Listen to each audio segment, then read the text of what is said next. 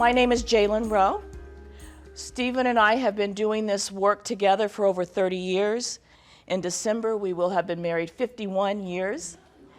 Thank you. Thank you.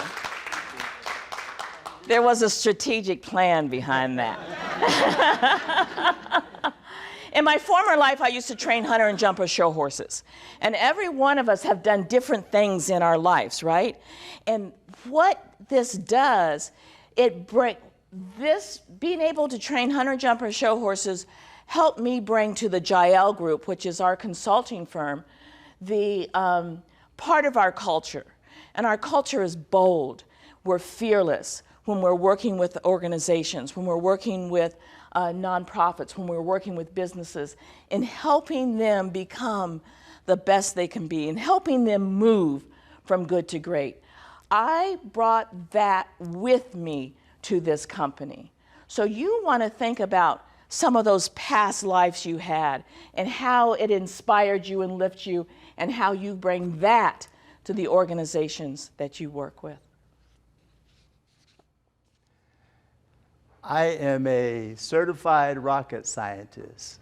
So what am I doing here? What I learned in pursuing that is that it's never too late to become who you were meant to be. And once you have those skill sets, they're transferable.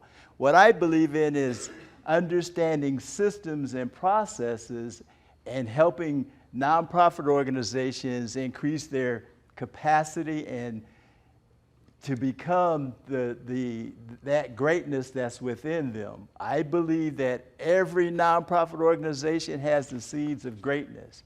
I believe that every for-profit business that's a small business is really a big business in disguise.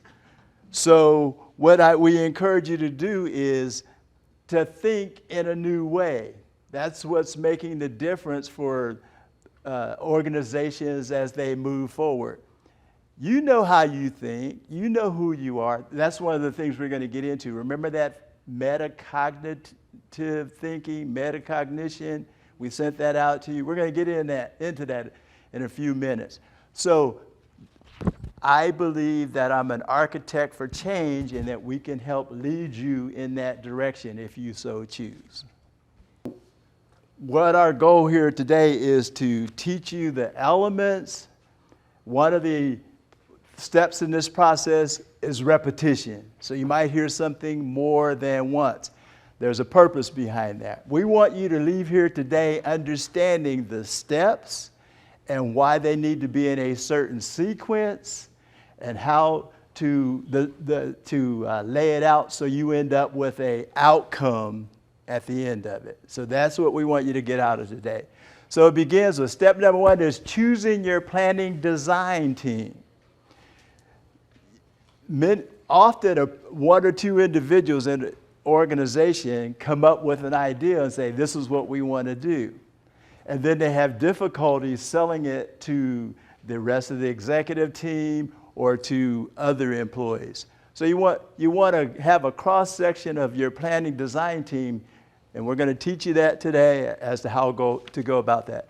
Number two is develop a strategic direction for your organization. So that's important. And then the next one is choose to win, not just to play the game. How many of you feel like you're playing a game when you're working within your nonprofit? Raise your hand. Look around. This is a learning experience. Look around. How many people? We have. Thanks for your honesty. Yeah. I can't read that name tag. Vanessa. Vanessa. Thank you, Vanessa. So do you play the game to win, or are you just playing? I play it to win. There you go. Hey. So we need to, as nonprofits, we need to learn how to play to win. And then the last is we actually get into the planning process. So the first is about strategy, and then it's about planning. We call this SOAR 2.0 because the S stands not only for strengths, it stands for strategy first. Okay? keep in mind that the importance of playing, it puts you in a mindset for learning. We learn best when we're playing. It's hard to learn when you're thinking you're dealing with problems. But if you're having fun, it's very easy to play. In fact, you want to learn. You're enthusiastic. You become a high-performing team as a result. You know, we always said that you have to have a planning team that kind of is the nucleus of putting together your strategic plan. You want that. And he added the word design. Isn't that elegant? A planning design team. You're going to design your strategic planning process. Most of the time, you just jump into it. But you're going to have a team of people that designs what it is that you want and what it is that you get out of it. So you want to create that strategic planning design team. The participants in your actual strategic planning program, your actual strategic planning session where you're actually going to do this plan. Remember, it's strategy plus planning. So you're going to start with the strategy. But you want to select a diverse group that sees your organization through different lenses. Make sure at least one of those individuals is a person that thinks exactly opposite of the way you think. That's key. That's because you're looking through a different lens. But you don't want them to be adversary, because what happens is it starts to spiral down. You won't get to where you need to go. Everyone in that group that you have chosen, your board members, any stakeholder that you have chosen to come through that group, to be a part of that group, you want them to love your organization. To believe in what it is you're doing. And you want them to help you create the future for it. Yes. Okay, so this is the problem I'm having, is finding people like-minded to come on board with what my purpose is. You know, like all of the life experiences that God's prepped me to fulfill my vision. Okay. And just networking and trying to get people on board. I did a 12-week leadership summit at Middletown High School. Okay. Did a before and after survey of the... Who did that with you? Who allowed you to come in there? It was Miami University. Okay, so you find those people that gave you that space and that time, and you're not asking for your strategic. If you're already you have your organization up and running, and you have your board of directors and everything. Well, you have stakeholders already that you know and that you welcome. But if you're new like that, there are people who championed you to get into that organization. What you would do is put together an advisory board that only lasts for a period of time, start and finish. We need you to help us get the first phase of this up and running. And then we'll put your name on a plaque and we'll thank you.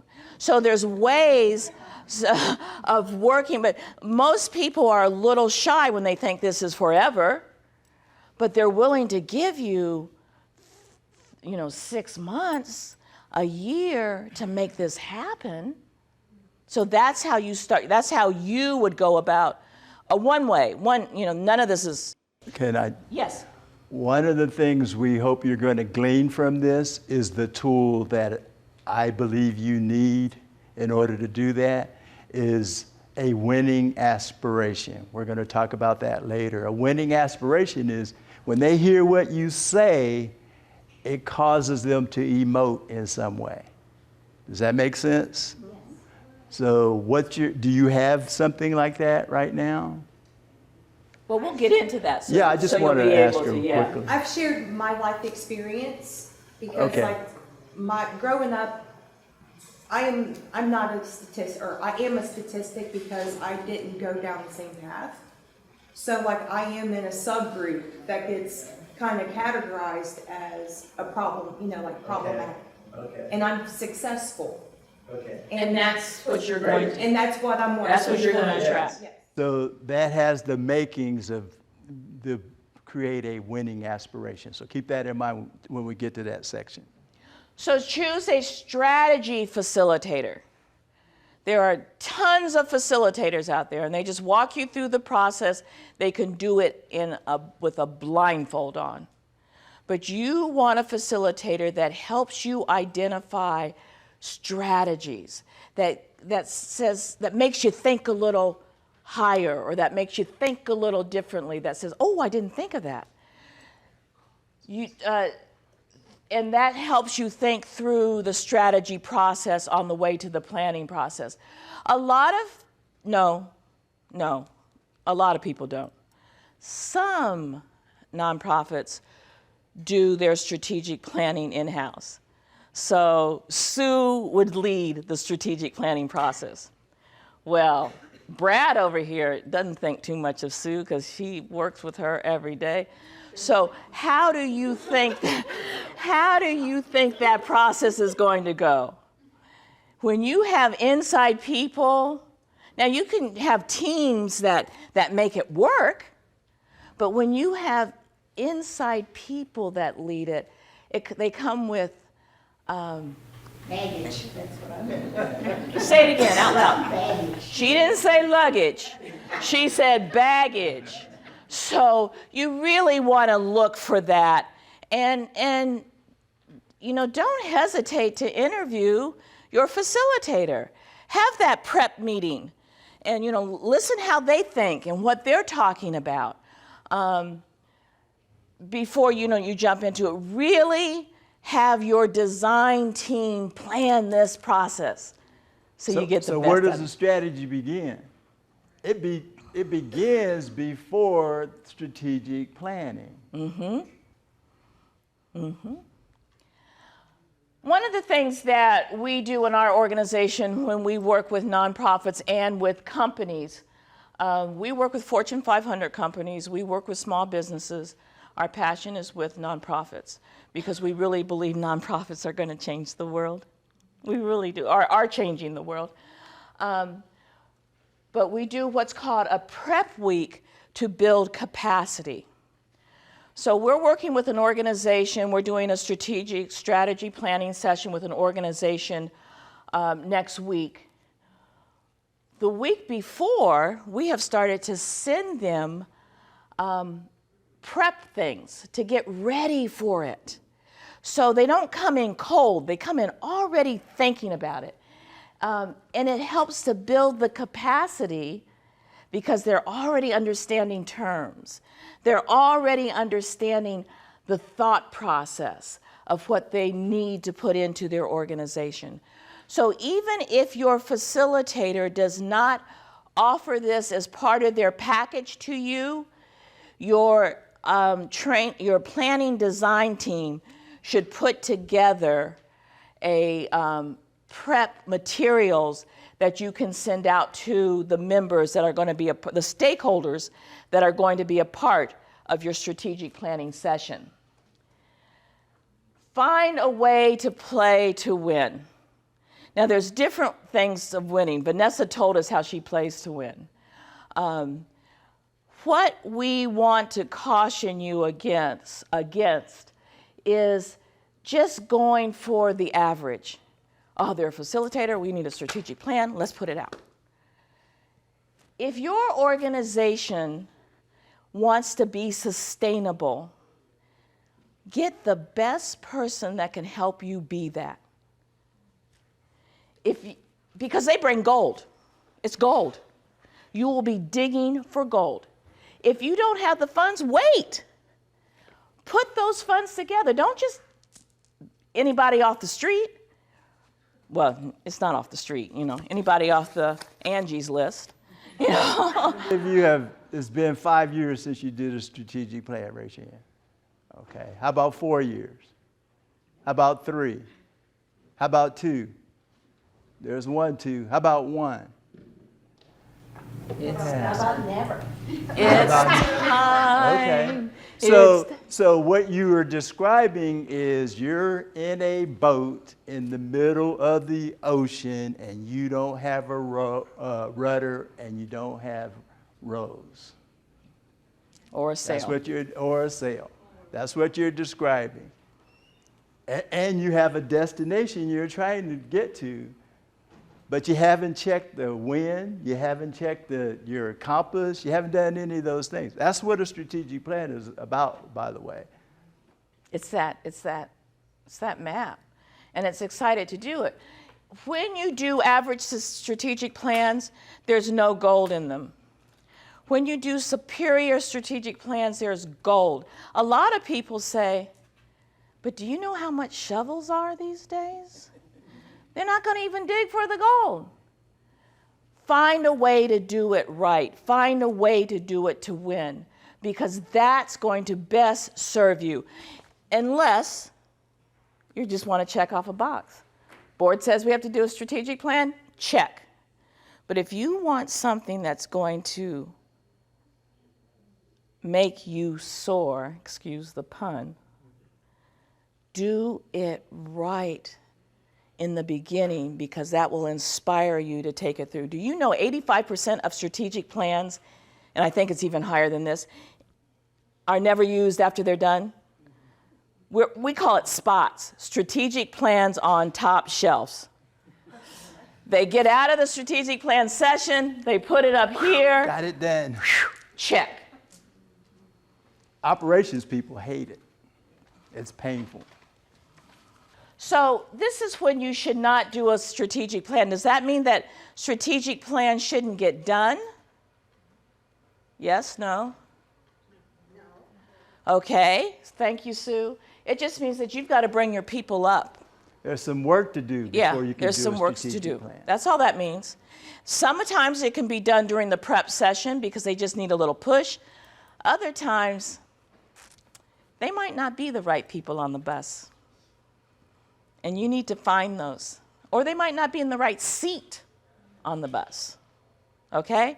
So it doesn't mean that you can't do it. It's just if you see these flags, means let's do some work before we do the work so we can get out of it what we need. So if you follow what we're sharing with you today, you'll begin to think like a strategist thinks. And that's one of our goals, is to help you to do that. So have you noticed we use the term strategy plus planning? And the reason is that planning is not strategy. There are two, yes, there are two separate disciplines. And actually, strategy needs to come before planning. And we will definitely do that. So we're going to get into that in greater depth. So for your notes, this is mini course number 2. Develop a strategic direction for your organization. And there's only one. There should be only one strategic direction at any given moment. You want to galvanize your team around that one strategic direction and execute on it. And it touches every area of your organization: board development, fundraising, volunteerism. It touches all those areas. There is a minimum cost for everyone that participates in a strategic or strategy planning session. And that cost is to think about, number one, metacognition is thinking about what it is you're thinking. Yes. Exactly. It's not Facebook. It's not Facebook. We'll do Facebook 5.0 or something. Thinking about what it is you're thinking. It does a couple of things for you. It uncovers what your biases are if you're paying attention to what it is you're thinking about. It uncovers your ability to focus, to bring focus and awareness to whatever it is you're thinking about. Those are crucial. So we're asking, before you enter your strategy planning session, put it out to your planning design team to think about metacognition. What are you thinking about? Thinking about what it is you're thinking about. Because you want them focused and aware of the conversations that are going on in the room. Number two. Wait a minute, because I got to say this. Here's a good exercise. Today, when you're talking with people or when you're going through your daily life and you have to say, well, why'd they say that? Or I don't agree with that. Or, ooh, look what she's wearing. Any thought that goes through your mind, stop in that moment and ask yourself, why am I thinking that way? Or why did I say that? Or why did I make that decision because of that? That will help you start to think metacognitively. And that why, you might have to do that 5 to 7 times. Yeah. So what's empathy? Empathy.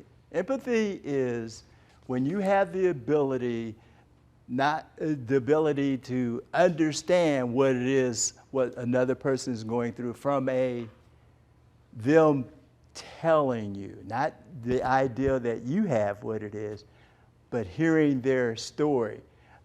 By the way, we live in a social construct that it's the stories that we tell others and we tell ourselves is what builds our reality.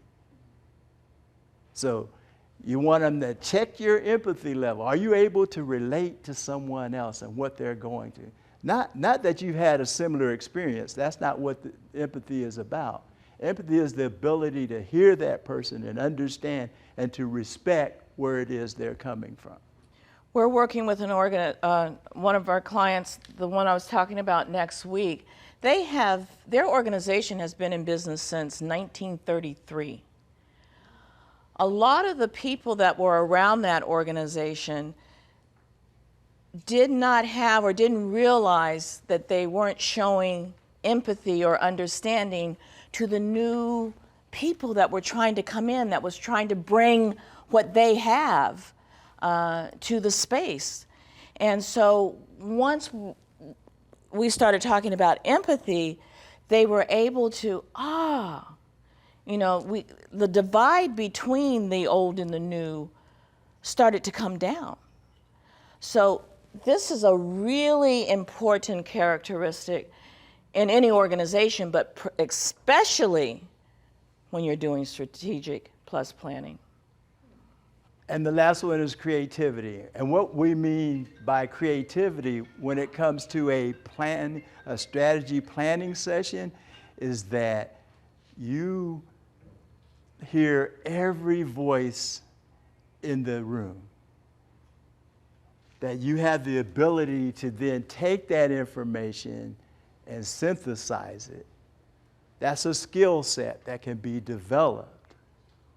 So all these 3 areas is you want to bring an awareness to these when you're starting your strategy planning session. Every individual that's in that room, you want them to be cognizant of these 3 different areas. The brain will do the rest.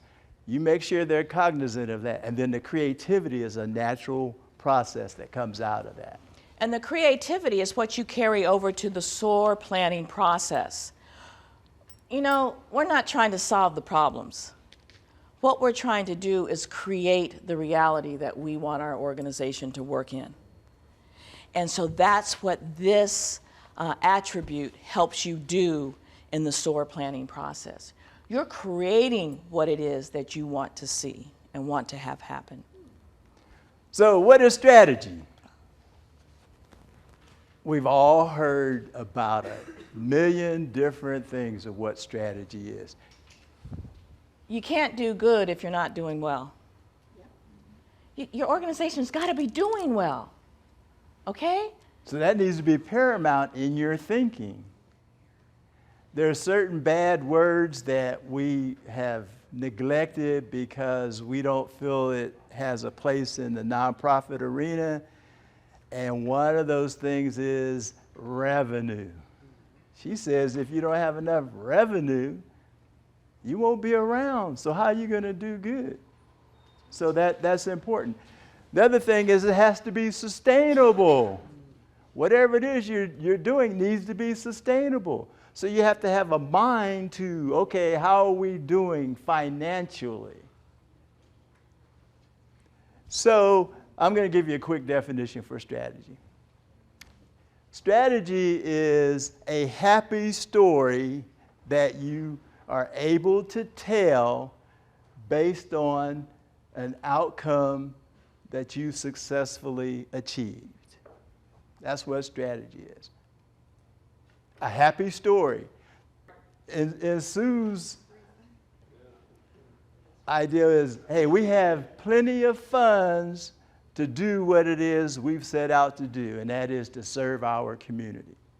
That's a happy story.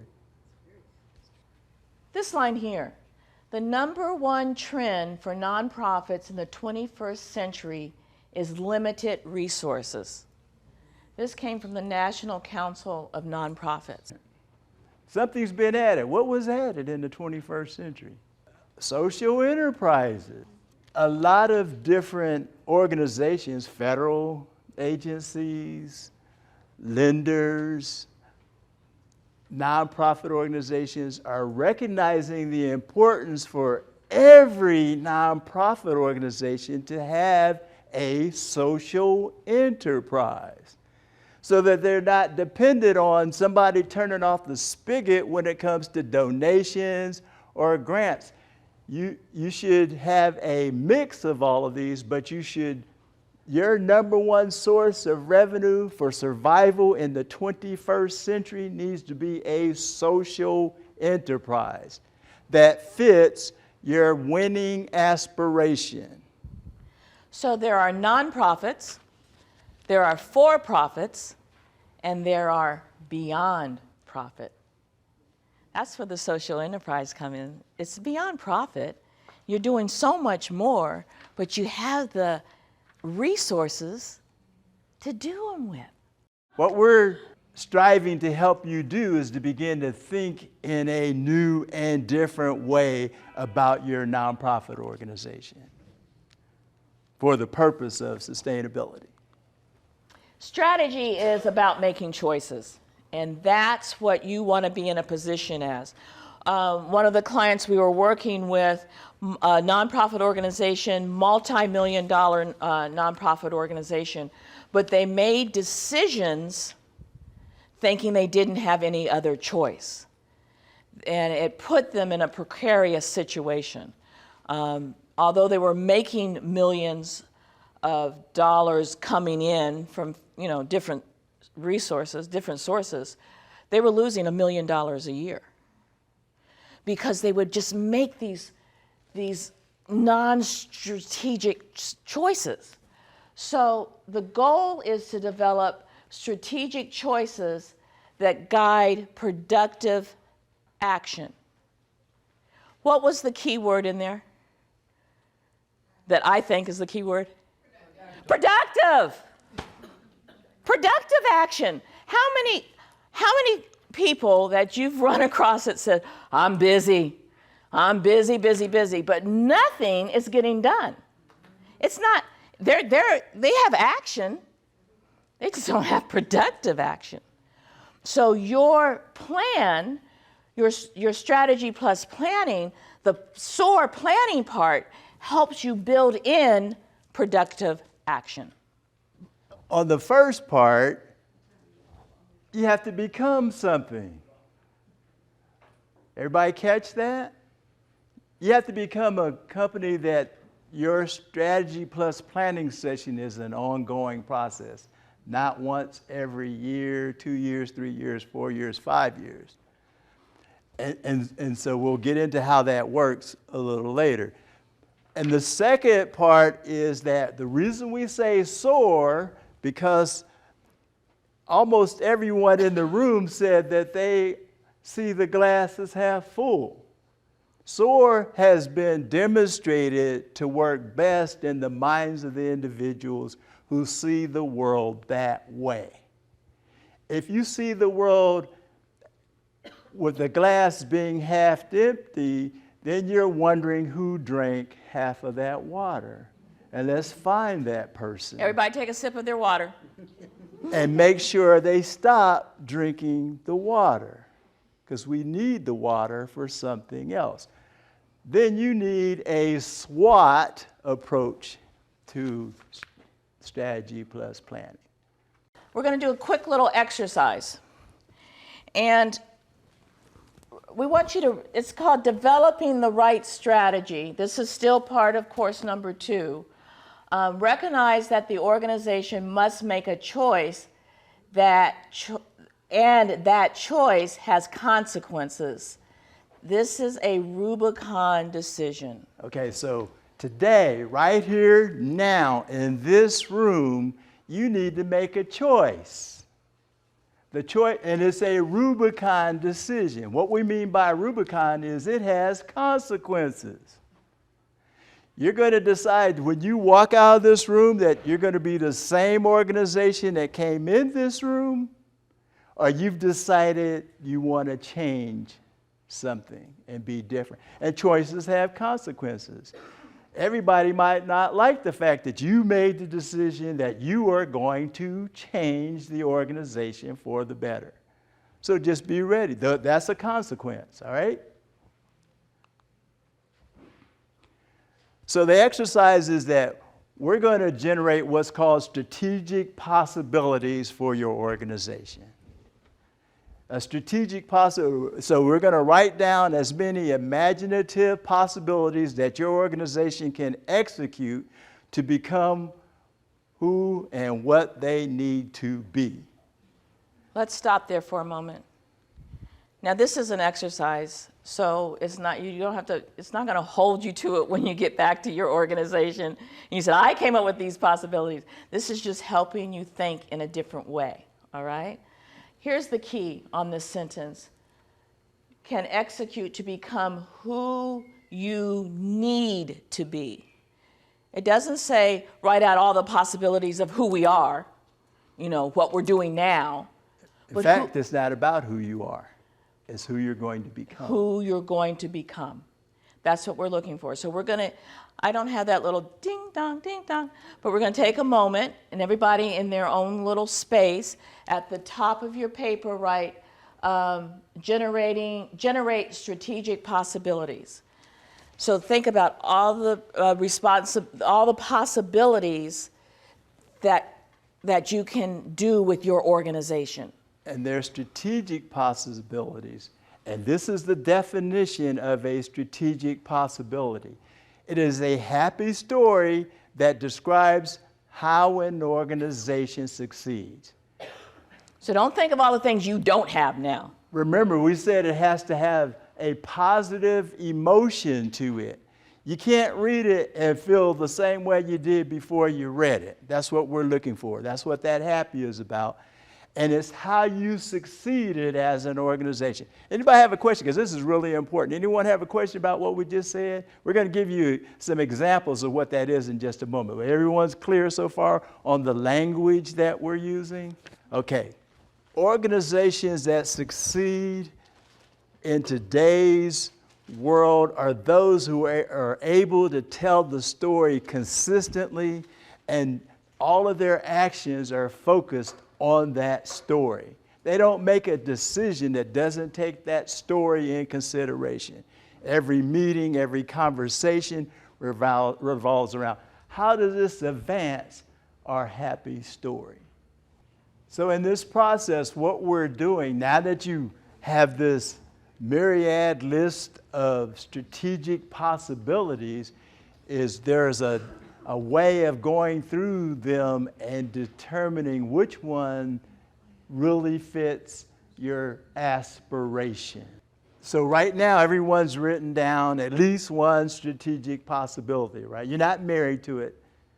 This is It's just just for the a exercise. possibility right now, correct? All right. So you'll end up in your session, you will have a list of these possibilities. And so then we're going to ask questions about them that helps us narrow down which one is our aspiration. And it could end up being a combination of all of them. So split up like that, groups of 3, or 2 and 2, and yeah, we don't have a lot of time, but this is kind of giving you an idea, a feel of how you want to do your planning sessions, right? Strategy planning sessions. So each of you, one person starts. Mario will start. She will read her possibility. Pick one. If you have several, read one. If you have several, just pick one possibility, read it to the group, and then Chris, on your handouts, will ask Mario these questions about her strategy.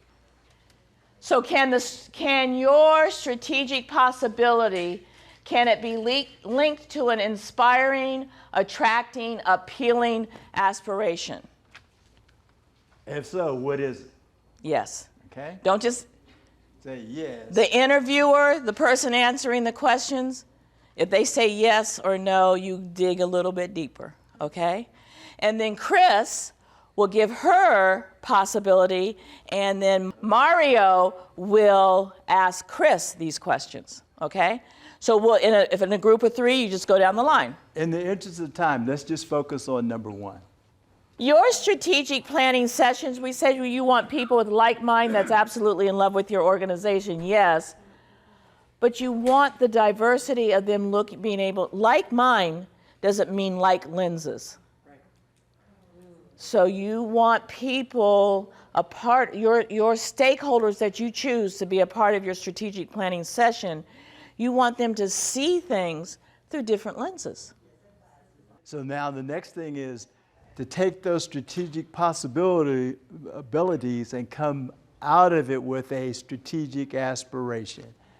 You've got a lot of strategic possibilities. Let's say we just, hurried up and went through it, and all of our team has chosen the one strategic possibility that we're going to turn into an aspiration that will relate back to the planning SOAR process. Remember, or you might not know, the A in SOAR is aspirations. What do we aspire to do? What can we create? So, we want you to take that one possibility, strategic possibility, and this is an individual exercise, we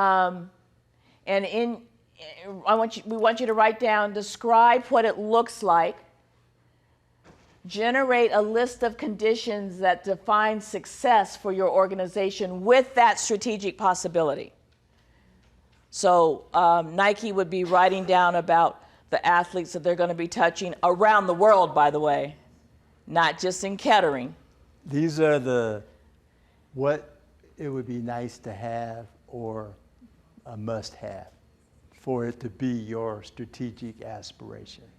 Just making the statement is one thing, but you want to set up conditions that says, is this really it? You're sifting for the gold, okay? And then we go back through it and we weed out the nice to have to what the must have is in order for you to operate within that happy story. So just kind of write some ideas down. But before you do that, who heard of Rip Van Winkle? We're going to go to sleep for 10 years. And what I want you to do is literally close your eyes. I'll come by and close them if you need help. Close your eyes, and you fell asleep, and oh my gosh, you woke up 10 years later in the middle of your nonprofit organization. What does that look like? What are you doing? Who's on board? Based on your strategic possibility. Based on the possibility that you wrote out. What do you see when you wake up? That last exercise, let's go back there quickly. You take all your strategic possibilities, you'll describe what each one looks like, you'll generate a list of conditions that fall into the category of must-have or nice-to-have. The ones that are must-have, you'll put a number 1 beside them. The ones that are nice-to-have but aren't necessarily what you have to have, you can put a 2 behind them. then your team will go through the process of identifying that one priority. There's no such thing as priorities. There is a priority. 1944 is when they changed the word priority to priorities. It's an oxymoron. You can't have more than one priority. All right. And then you move to the next. Yes. So, and that becomes your winning aspiration. Did you notice all of her resources were around making that vision a reality? That's the way it should be. You're not doing 2 things, 3 things, 4 things. Joe's experienced that where they got a whole bunch of things they're doing, but they're not moving forward. With this process, you should be able to move forward exponentially, not incrementally. That's key. If you're taking notes, note that. All right, so you chose to win, and so you're going to take your winning aspiration, which is now becomes your stated purpose as an organization. That means that, remember in the beginning, every functional area of your organization needs to address how is it working towards your winning aspiration. It's a priority for the organization, everyone. If hiring, well, how does hiring affect our winning aspiration? Yeah. If it's finance, well, how does finance affect us executing our winning aspiration? Does that make sense to everyone? Good. Beat your chest and say, I'm a winner. We might add that. All functional areas of your organization, one of the things that Stephen and I really try to bring forth with nonprofits is you have a reason, you have a hope, you have an aspiration, but you have to run it like a business. So all of the functional areas of your organization, you want to make sure are buying into the strategic aspiration of your organization, which, builds your mission, which builds your vision. But it gives you legs to the mission and to the vision. Did you realize that I think it's the Marine Corps, they have a code of ethics, they have a culture, they have a mission to be the very best they can be, to help anyone that they can help. Did you know Enron had that same code of ethics? And so it's not what you're saying, it's what you're doing. And what you're doing comes from how you feel about what it is you're doing. So your focus is framed around your customer, your patron, your client, whatever you refer to them as, and it tells you, it reveals to you what your identity is. So now, once we have our winning aspiration, these are interlinked as you go down through here. Winning aspirations, you ask the question, where will we play?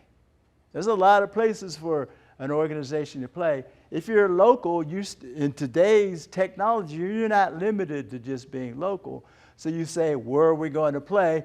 And again, it ties back to your winning aspiration. Where did Nike say they were going to play? In the world. They're playing the whole world. And then the next most important question is, how will we win? By the way, do nonprofit organizations have competition? Oh, yeah. Ah, good. Ooh, that hit something.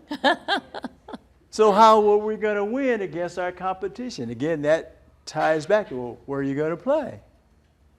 Your competition isn't in every area that you're playing in necessarily, so you might be able to find a niche somewhere where there's less competition. And understand that it might not be against another organization. It could be for a grant. That they're only giving out so much monies to, a handful of organizations. So are you going to win in that arena? So there's just, there's different areas to that. The next is, well, what capabilities must we have? That's the first step of SOAR, is strengths. What do we need to have in place that maybe we don't have in place today that will allow us to complete on the field that we chose to play in and to win? You're not playing just to play, you're playing to win. In the what capabilities, one of the things that we teach in the strategic planning session, we don't just look at the strengths you have now. We look at the strengths that you're developing and that you need to have in order to commit to that aspiration. So you want to think about that in terms of, it's a universal thing. Just to back up for one moment, Stephen, where it says, how will we win? One of the wonderful things about the nonprofit world, and now starting to be in the social enterprise world as well as small businesses, a lot of people are coming together not as competitors, but like you two back there. You could complement each other. You don't have to fight against each other. Collaboration. Thanks you. That's the C I was looking for. So you don't have to be competitors. You can be collaborators and all boats rise. There's a lot of overlap in nonprofits. So if you begin to think of the other nonprofits as a collaborator for certain services, then you eliminate some competition as a result. So then the last one is, what management systems do we need? So who plays and doesn't keep score? Anyone? In any game you play, you keep score, right? So if you're going to play the game, guess what? Your competition is keeping score. So you want to keep score.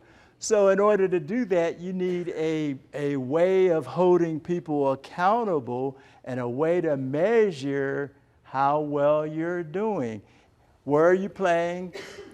Is it moving the needle when it comes to your winning aspiration? So you need to have that system in place. It could be a personal best in keeping score. How did I do? How can I do better? What changes am I going to make? So that's a way of saying, how are we moving across this board throughout this game? But it also calls for accountability. Keeping score counts for accountability. We're going to walk through the SOAR. I get it mixed up with SCORE.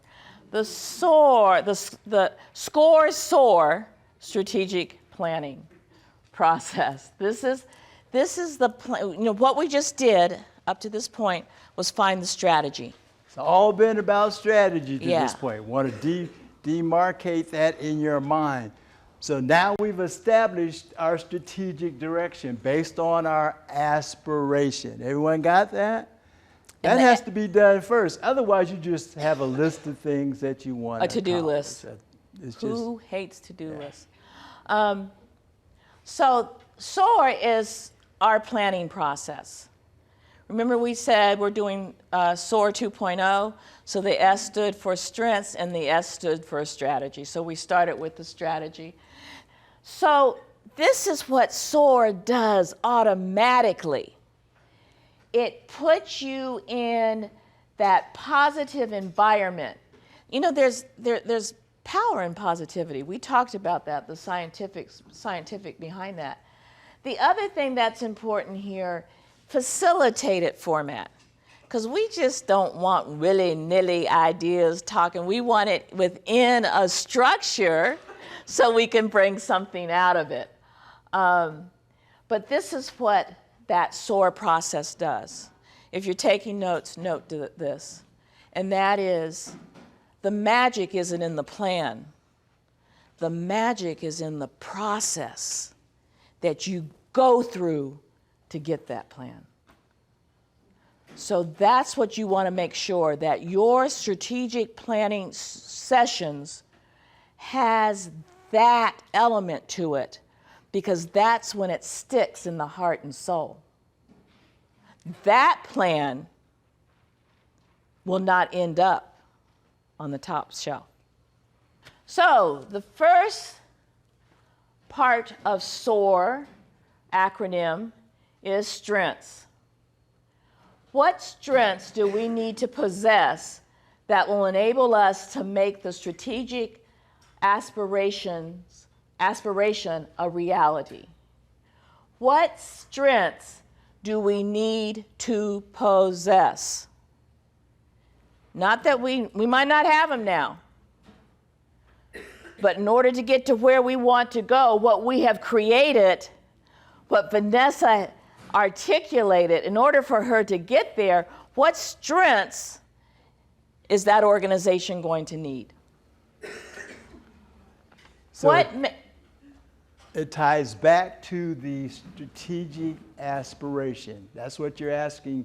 What strengths is not just strengths like making a laundry list. It's what strengths do we either possess or need to develop to be able to accomplish the strategic aspiration.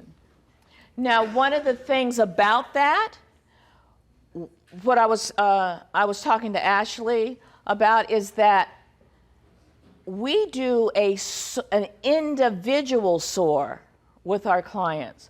So every stakeholder that's going to be in the room helping put that strategy plus plan together, we go through a personal SOAR with them. What strength do you bring to the table, Tara? Strengths do you bring to the table? What opportunities, Deidre, that you see or that you have within your circle of influence? Ruth, what aspirations that you see for this organization? So everyone in that remember we talked about the prep work? We go through that prep work with each individual that's going to be a part of the strategic planning session. What is it that because organizations are made up of who? People. So O is for opportunities. And so we asked the question, well, where will we play? That's where the opportunities are. Where are you going to play? Based on your winning aspiration, where are you going to play? I heard collaborations. That can be fleshed out to the point that it actually helps you accomplish your winning aspiration, for example. And when we say collaborations, like Eugenia, we're not talking about, you're forever tied to Vanessa.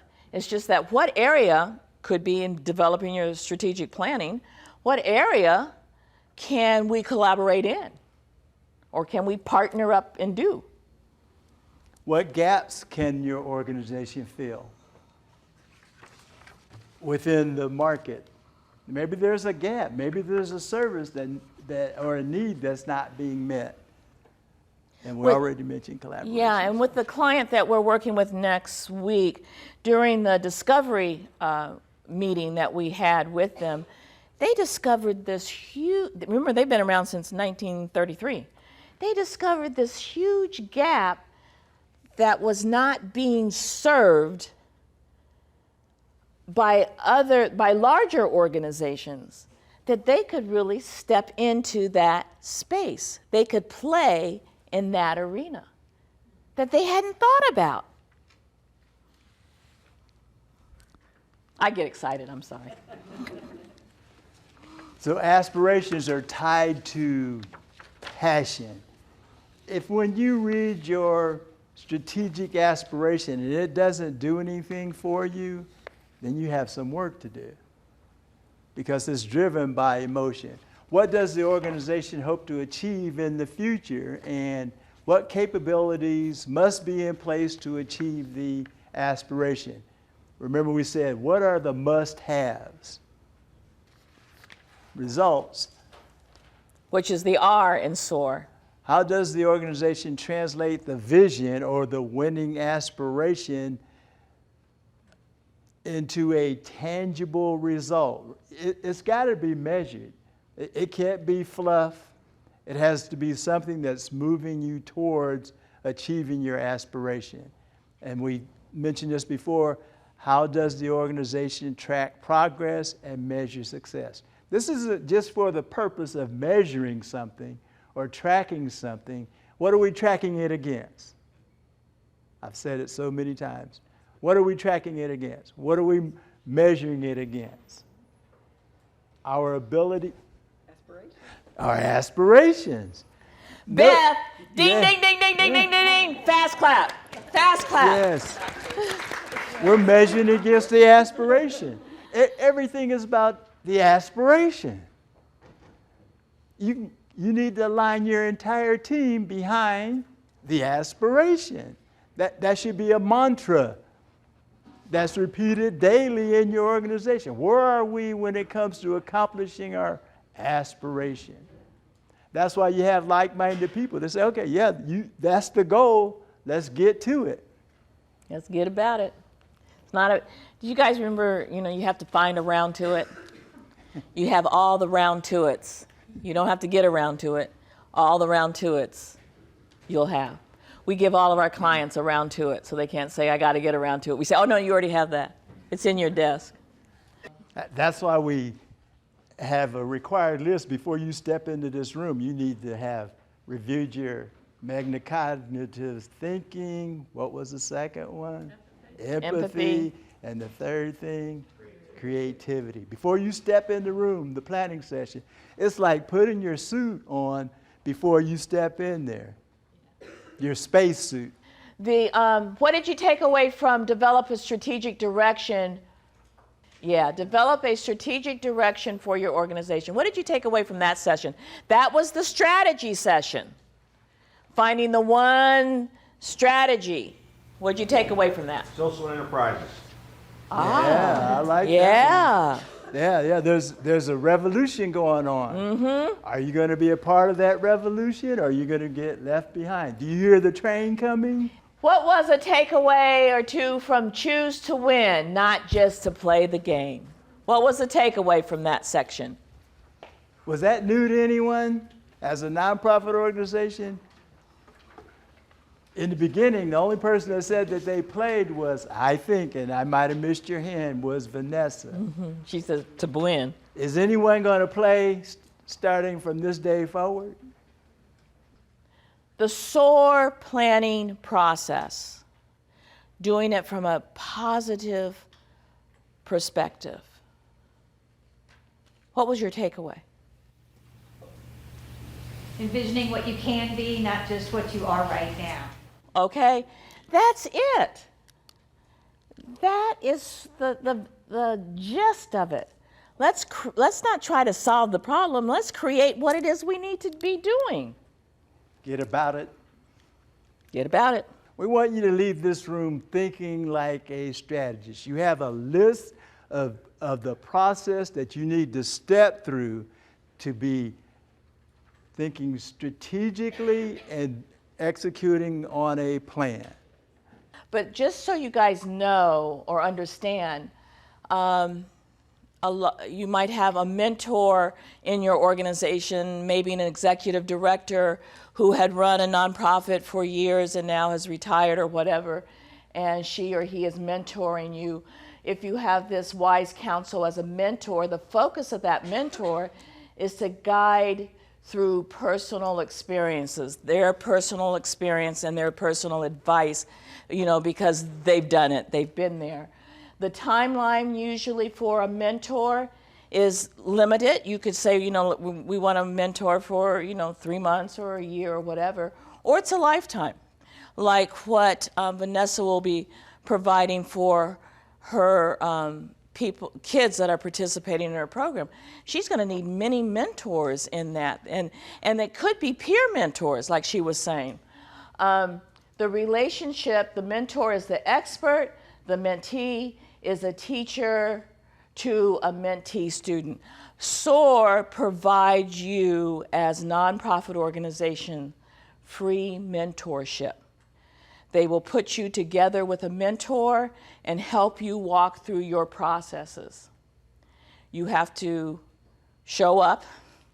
You have to act on what has been taught to you, or you just don't stay in the program, but it's a free program and it's paid for by part of the SBA. In closing, we want to thank you for spending your time with us on our online series of workshops. I'd like to bring Art in, who is part of the SCORE workshop series team.